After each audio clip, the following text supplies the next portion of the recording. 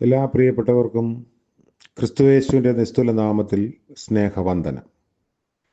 ഇന്നത്തെ നമ്മുടെ ധ്യാനത്തിനായി വിശുദ്ധ യോഹന്നാൻ എഴുതിയ സുവിശേഷം 5-ാം അധ്യായം 27 മുതൽ 29 വരെ.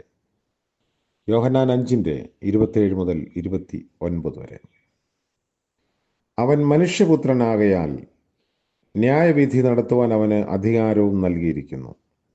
ഇതിങ്കൽ ആശ്ചര്യപ്പെടരുത്. കല്ലറകളിലുള്ളവർ എല്ലാവരും അവൻ്റെ ശബ്ദം കേട്ടു.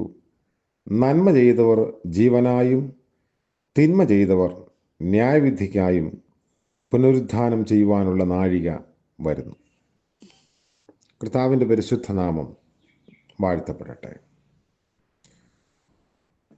ദൈവപുത്രൻ എന്നുള്ള കർത്താവിൻ്റെ അവകാശവാദത്തോടൊപ്പം താൻ മനുഷ്യപുത്രൻ ആണെന്നുള്ള യേശുവിൻ്റെ അവകാശവാദവും 27-ാം വാക്യത്തിൽ ഉന്നയിച്ചിരിക്കുന്നത് പ്രത്യേകം നമ്മൾ ശ്രദ്ധിക്കണം. മനുഷ്യപുത്രൻ എന്ന നാമം ആരംഭം കുറിക്കുന്നത് ദാനിയേൽ പ്രവചനത്തിൻ്റെ പുസ്തകത്തിലാണ്. ദാനിയേൽ 7-ാം അധ്യായം 1 മുതൽ. മനുഷ്യചരിത്രത്തിൽ ഉളവായി വന്ന സാമ്രാജ്യങ്ങളെക്കുറിച്ച് ദാനിയേൽ സംസാരിക്കുന്നു. ആ സാമ്രാജ്യങ്ങളെയൊക്കെ പ്രതിനിധീകരിക്കുന്നതിന് മൃഗനാമങ്ങളാണ് ഉപയോഗിച്ചിരിക്കുന്നത്. കഴുകൻ്റെ ചിറകുകളുള്ള സിംഹം, 3 വാരിയെല്ലുകൾ കടിച്ചു പിടിച്ചിരിക്കുന്ന കരടി, 4 തലകളും 4 ചിറകുകളുമുള്ള പുള്ളിപ്പുലി, 10 തലകളും ഇരുമ്പ് പല്ലുകളും ഉള്ള മൃഗം. ഇങ്ങനെ ബാബിലോണിയ, മേദ്യ, പാർസി, മാസിഡോണിയൻ സാമ്രാജ്യങ്ങൾ ഒന്നൊന്നായി പ്രതിനിധീകരിക്കപ്പെട്ടു. ഈ സാമ്രാജ്യങ്ങളെല്ലാം മാറ്റപ്പെട്ട് കഴിയുമ്പോഴാണ് മനുഷ്യപുത്രന് അധികാരം ലഭിക്കുന്നത്. ഈ അധികാരം സൗമ്യവും മനുഷ്യത്വപൂർവകവും സൃഷ്ടിപരവുമായിരിക്കും. അപ്പോക്രിഫ പുസ്തകങ്ങളിൽ ഒന്നായ ഈനോക്കിൻ്റെ പുസ്തകത്തിൽ മനുഷ്യപുത്രൻ ഭൂമിയിലേക്ക് അയക്കപ്പെടാൻ കൽപ്പനയ്ക്ക് കാത്തു നിൽക്കുന്നതായി രേഖപ്പെടുത്തുന്നു. മനുഷ്യപുത്രനായ മശിഹ വന്ന് രാജ്യം സ്ഥാപിക്കുന്നതിനെക്കുറിച്ച് യഹൂദന്മാർ പ്രതീക്ഷ വെച്ച് പുലർത്തി കാത്തിരുന്നു. പിതാവായ ദൈവം ഭൂമിയിലേക്ക് തൻ്റെ രാജ്യം സ്ഥാപിക്കുന്നതിനായി അയച്ച മനുഷ്യപുത്രൻ താനാണെന്ന് യേശു അവകാശപ്പെടുന്നു. അതിൽ കാണുന്ന ഒരു കാര്യം, ലോകത്തെ ന്യായം വിധിക്കാനുള്ള അധികാരം മനുഷ്യപുത്രന് നൽകപ്പെട്ടിരിക്കുന്നു. മരിച്ചവരെ ഉയിർത്തെഴുന്നേൽപ്പിക്കുന്നതിനുള്ള അധികാരം തനിക്കുണ്ടെന്നും അങ്ങനെ ഉയിർത്തെഴുന്നേൽപ്പിക്കുന്നവരെ തനിക്ക് ന്യായവിധി നടത്താനുള്ള അധികാരമുണ്ടെന്നും സ്ഥാപിക്കുന്നു. ഉയിർപ്പിക്കുന്നതിനും ന്യായം വിധിക്കുന്നതിനുമുള്ള അധികാരം ദൈവത്തിനുള്ളതാണ് എന്ന് പഴയ നിയമം അനുശാസിക്കുന്നുണ്ട്. ആവർത്തന പുസ്തകത്തിലും 1 ശമൂവേലിൻ്റെ പുസ്തകത്തിലൊക്കെ നമുക്കത് വായിക്കാം. ഈ അവകാശവാദം ഉന്നയിക്കുന്ന കർത്താവ് മനുഷ്യപുത്രനായി തന്നെ കാണുന്നതിനും ന്യായം വിധിക്കാനുള്ള അധികാരം അല്ലെങ്കിൽ ആത്യന്തിക അവകാശം ജനങ്ങൾ അംഗീകരിക്കുവാനുമാണ് ആവശ്യപ്പെടുന്നത്. രണ്ടാമത്, ശവക്കല്ലറകളിൽ കിടക്കുന്നവർക്കും മനുഷ്യപുത്രന്റെ ശബ്ദം കേൾക്കുന്നതിന് ഇടവരും.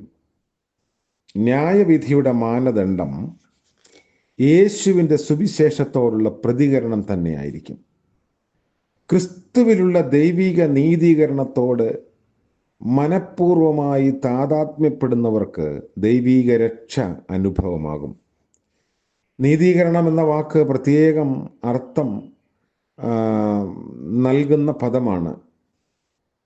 പൗലോസ് അപ്പോസ്തലൻ അതിന് നൽകിയ വ്യാഖ്യാനം, ഒരാളിൻ്റെ സ്വന്തം നീതി കൊണ്ടല്ല, ദൈവം തൻ്റെ ആർദ്രകരുണയാൽ നീതീകരിക്കുന്നത് കൊണ്ടാണ് മനുഷ്യൻ നീതീകരിക്കപ്പെടുന്നത്.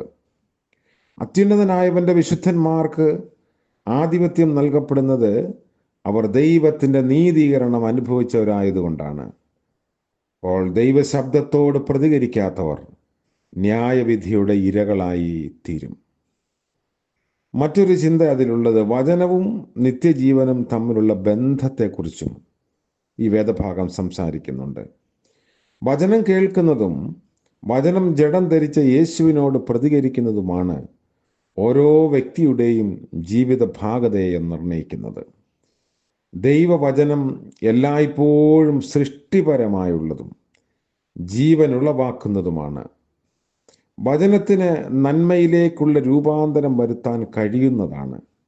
വചനം കേട്ട് സ്വീകരിക്കുന്നവർ നിത്യജീവനിലേക്ക് പ്രവേശിച്ചു കഴിഞ്ഞു. നിത്യജീവൻ എന്ന് പറഞ്ഞാൽ പ്രകടമായി വരുന്ന ജീവന്റെ സജീവത തന്നെയാണ്. അങ്ങനെയുള്ള ജീവിതമാണ് ഇരുലോകങ്ങളിലും നിലനിൽക്കുന്ന ജീവിതം. അതുകൊണ്ട് മനുഷ്യപുത്രന് എല്ലാ അധികാരങ്ങളുമുണ്ട്. ആ മനുഷ്യപുത്രനായ കർത്താവിൽ വിശ്വസിക്കുന്നവർക്ക് അവൻ്റെ ശബ്ദം കേൾക്കാൻ പുനരുത്ഥാന നാളുകളിൽ നന്മയ്ക്കായിട്ടോ തിന്മയ്ക്കായിട്ടോ എന്ന് വേർതിരിക്കപ്പെടുവാനും ഇടയാകുന്നു. ജീവശാസ്ത്രപരമായ മാനദണ്ഡങ്ങൾ അനുസരിച്ച് നമ്മൾ ജീവിക്കുമ്പോഴും നമ്മിൽ ജീവനുണ്ടോ എന്നത് ഒരു വലിയ ചോദ്യമാണ്. ദൈവവചനത്തോടും ദൈവാത്മാവിനോടും ക്രിയാത്മകമായി പ്രതികരിക്കുന്ന ദൈവീകമായ ഒരു സ്ഫുലിംഗം നമ്മിൽ നാം അനുഭവമാക്കുന്നുണ്ടോ? മൃഗീയതയുടെ വേതാളവേഷങ്ങൾക്കപ്പുറം ദൈവകൃപയുടെ ശാന്തതയും സൗമ്യതയുമാണോ നമ്മിലുള്ളത്? സൗമ്യതയുള്ളവർ അവകാശമാക്കുന്ന ദൈവിക ഭൂമി നമുക്കും അവകാശമാകുമോ? യേശുക്രിസ്തുവിലൂടെ വാഗ്ദത്തം ചെയ്യപ്പെട്ട അമർത്യതയുടെ അംശികളാകാൻ നമുക്ക് സാധിക്കണം. ക്രിസ്തുവിൻ്റെ രക്തത്താൽ വീണ്ടെടുക്കപ്പെട്ടവർക്ക് അങ്ങനെ വലിയ ഭാഗ്യം നൽകപ്പെട്ടിരിക്കുന്നു. അത് കാത്തിരിക്കുന്നു. പ്രാർത്ഥിക്കാം. കരുണയുള്ള വാഴ്ത്തപ്പെട്ട കർത്താവേ, പുതിയ ദിവസത്തിൻ്റെ പ്രഭാതത്തിനായി ഞങ്ങൾ അങ്ങയെ മഹത്വപ്പെടുത്തുന്നു. രാത്രിയിൽ അടിയങ്ങളോട് കൂടെ ഇരുന്ന് നിദ്രയും വിശ്രമം നൽകി ഉറക്കവും ഉണർവും ദാനമായി നൽകിയതോർത്ത് സ്തോത്രം.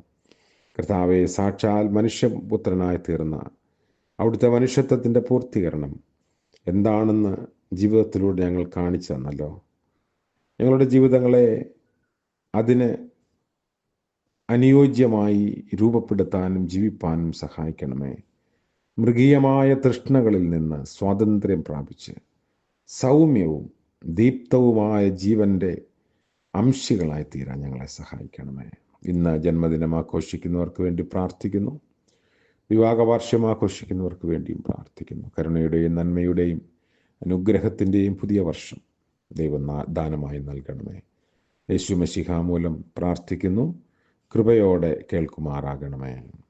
ആമേൻ. ത്രിയേക ദൈവത്തിൻ്റെ കാവലും അനുഗ്രഹവും നമ്മോടുകൂടെ എപ്പോഴും ഉണ്ടായിരിക്കുമാറാകട്ടെ. ആമേൻ.